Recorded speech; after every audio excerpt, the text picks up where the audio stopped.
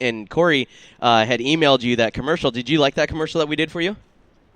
Yeah, it sounded good. I mean, I was really impressed, and I appreciate you guys for doing that. Absolutely. That's something here, at Moxie Media, especially at Northwest Dirt News. When Corey was talking about how intense and how big this race is, and just to be a part of it, we all agreed. Joel, Corey, and I sat there and said, you know what, we got to come up with something just for the publicity of it and stuff for up here. We're trying to draw fans from here down there to your track to bring everybody together to see the best of the best. That's right.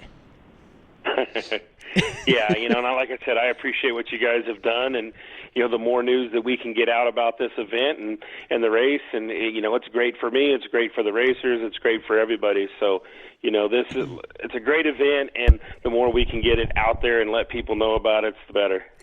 So, Bobby Hogue. That's the man. Is he going to be the guy to beat again?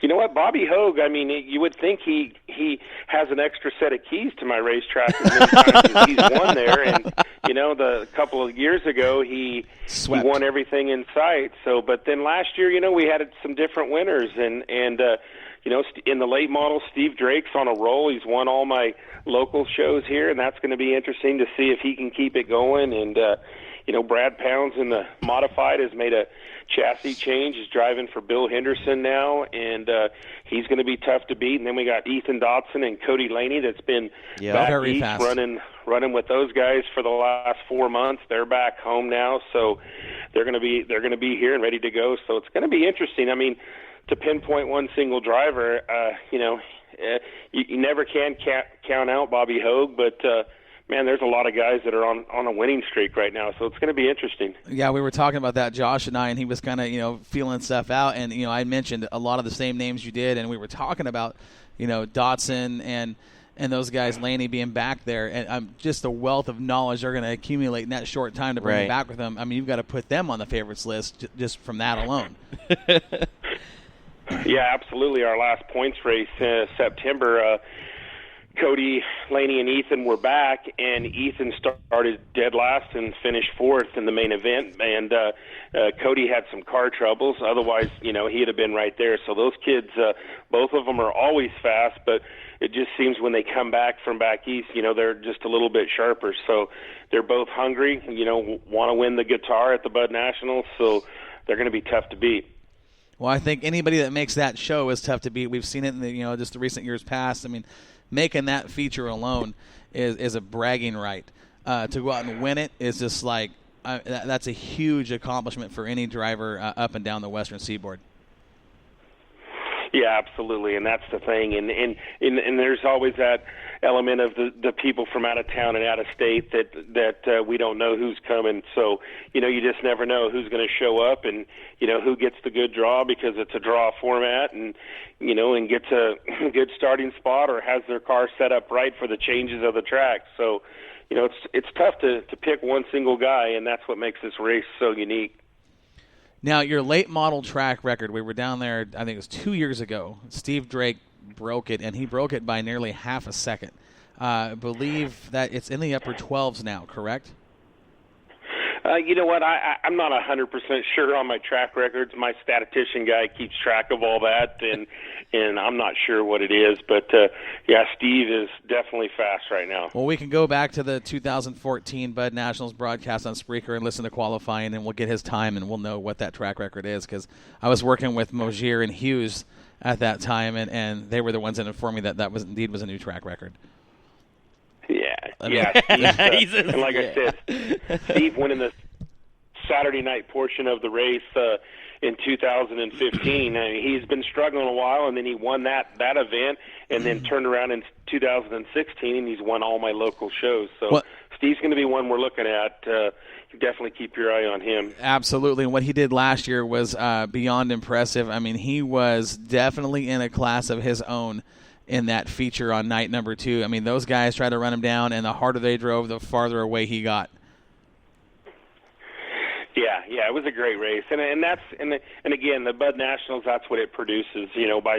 When we come around by Saturday, as much racing that's been on the track, and the track, slicks off and puts rubber down, and then the late model guys just put on a whale of a show for the fans, and it's a great way to cap off our racing season and to cap off the second night of the Bud National. It's always impressive to watch the late models on the second night. So where we're from, watching your show down there, watching your street stocks in the lower classes, I think that's just as impressive. Those dudes, they lay it out on the line. They're going for it. That's fun to watch. So when you talk about the track change and stuff, and Corey was talking about how it changes from night 1 to night 2, how much or do you do differently between your regular season track prep when you go into the Bud Nationals? Well, I mean, the track prep is basically the same. I mean, we start prepping the track during the week, and that's what we've done even, this week for Friday. But this is the only 2-day show that we run all year long. So after we get done racing on Friday night, we'll get out there with the grader and sheep's foot, and we'll grade it and punch some holes in it. So the difference is we just don't have a lot of time to cycle the track and put the amount of effort that we do in it, during the week. We just got the 10, 11 hours, from done racing Friday night to start racing Saturday. So that's notoriously why the track's always, harder, packed harder, and slicks off quicker on Saturday. It's just because we raced on it the night before. Well, there's definitely some chassis setup involved from night 1 to night 2. The cars are changing quite a bit, but we are just we're excited to get down here to do the Bud Nationals with you guys again, and your whole crew. Scott, you guys are awesome. From your announcers all the way to your track prep guys and your officials. You yourself, I mean, we're 24 hours, man. 24 hours. We're going down to Bakersfield Nationals. I'm telling you, he's so excited. Okay, listen. You want to know how excited I am? Is that okay? So this year, I've been a crew chief and stuff, and Joel's a crew chief on Matthew Drager's GRT up here in the Pacific Northwest that runs at Lebanon and runs around the West Coast up here. And I was a crew chief on Kenny Miller that actually used to live down in California for a long, long time until he came up here to the Northwest. So when I decided and stuff to go from the crew chief side, the crew side, I asked Corey. I went down to Willamette Speedway. I said, hey, man, I'd kind of like this, and this is a lot of fun. We did a live broadcast together. And so he comes up to me and he says, hey, man, you want to be part of, Moxie Media? I said, well, yeah, I mean, that sounds kind of cool. I don't know what the hell I'm doing, but hey, hammer down. He goes, all right, so check this out. He says, I'm going to go ahead and give you, he says, the spot up there at Sunset Speedway in Banks is open, and we're going to negotiate, and you're going to be up there. And I'm like, oh, okay, so you're coming up too, because that's what, and he goes, oh, no, I'm going back to Willamette. I'm like, hold on, wait. So I have very little, announcing, I mean, I can work on a car, I can do all that type of stuff, I can talk okay, but when it comes down to announcing, you're going to leave me alone? He goes, oh, yeah, you'll do fine. I'll tell you what, it was the most scariest time the first couple races, so I got my whole year done, right, Scott? So now Corey comes up mid-season, he says, hey, guess where we're going? I said, where? And he goes, Bakersfield. I'm like, cool, for what? And he goes, the Nationals. I'm like, so all those butterflies and stuff, Scott, that happened at the beginning of the year, I'm telling you, man, getting on this plane. Scott, those aren't butterflies. Those are buzzards. Holy crap, dude. It is. I'm so excited to be part of this and so excited to come down and to announce at your track and to sit up there in that tower that has so much history. Well, yeah, that to me right there is a gift enough. But to come down and to be a part of this program, again, everybody here, at Moxie Media and Northwest Dirt News, man, I can't thank you enough for inviting us back down there. Well, like I said, I appreciate you guys being able to come down and do it. Corey and Mike's been there and brought a cool element to the event and got a lot of response, and we're happy to have them back and happy to hear they're dragging you along. And I think you really enjoy it. I'll tell you one thing: if you're nervous, you're not going to have time to be nervous. Oh, that's right. Racing to do, so if you're nervous, it'll leave quick. So. As soon as we walk in that gate, it's going to be a great time. Yeah, as soon as we walk in that gate, all those nerves and stuff will be back there at the hotel room, man. But yeah, I can't wait to meet you. Shake your hand. Don't be afraid if you get a hug or two. I'm just saying. I'm a bull of energy. If Corey hasn't told you yet, but man, it's going to be a great time. And we're going to have a good time. And Scott, we want to say thanks for joining us here on Northwest Dirt News. We're looking forward to getting down to your track and doing the Bud Nationals and drinking a Budweiser with you after the show. Oh, you already know. You bet. So it's getting close. We're getting the facility ready. We're working late out here, and we're going to get it ready and going to put on a great event. And then looking forward to Friday and at 5 o'clock when we throw the first green flag. We are too, and we're flying out tomorrow at 10:20. We'll be in Fresno at just before noon, and we'll be in Bakersfield about an hour later. So maybe we'll drop in on you guys and see if you need any help out there at the racetrack. You bet. I'll be there. All right, buddy. We'll talk to you later. Thanks for calling in. We appreciate it. Okay, man. We'll see you guys soon. See you. Thanks, buddy. Bye. I told you he's a cool dude. Wow! 24 hours, baby. Look at him. He's freaking out. I'm just saying. But I told you he's a cool dude. He just is relaxed, and he's just like, just chill, man. The cool thing about what I asked him is about the whole drama that's between two drivers. Are you, as a promoter, are you as a track owner, getting involved in this, or are you just going to let things happen? He goes, you know what? That right there shows me that he knows what he's doing. He's amazing in what he does, as a sense of, because you know what? Drivers are going to do what drivers are going to do. They're going to work it out. If they don't, that's on them. Right. Exactly. You cannot, you can, as a promoter, as a track owner, you can sit there and you can principle as much as you need to, but to sit there and babysit someone, say, don't do this because he doesn't have to. Doesn't have to. And I'll tell you, he's got a lot of respect from not just the drivers but the crew members down there. I mean, he's one of those guys that'll let things. So excited, dude. He'll let them be what they are. Yeah. And like you said, they're professionals. Right. He understands that, and it's going to be. I mean, I'm telling you, it's going to be one heck of a show, and it's. I can't wait to bring this live to the people here in the Northwest. Dude, you guys are going to have a blast. It's going to be good. And last year, because here we can see who's listening, as they tune in. Right. And was it a year before last? I was getting messages from a group of nuns, soldiers up at the Citadel of all places. No kidding. Yeah, and the guys are like, "Man, we love what we're listening to. This is incredible." And we had messages coming from North Carolina. We actually had a message from somebody in Hawaii listening, Alaska. This Spreaker broadcast for Bud Nationals last year on night number 2. It was 14,000 and change the first night, and it was just under 17,000 on night 2. Live listeners. Wow.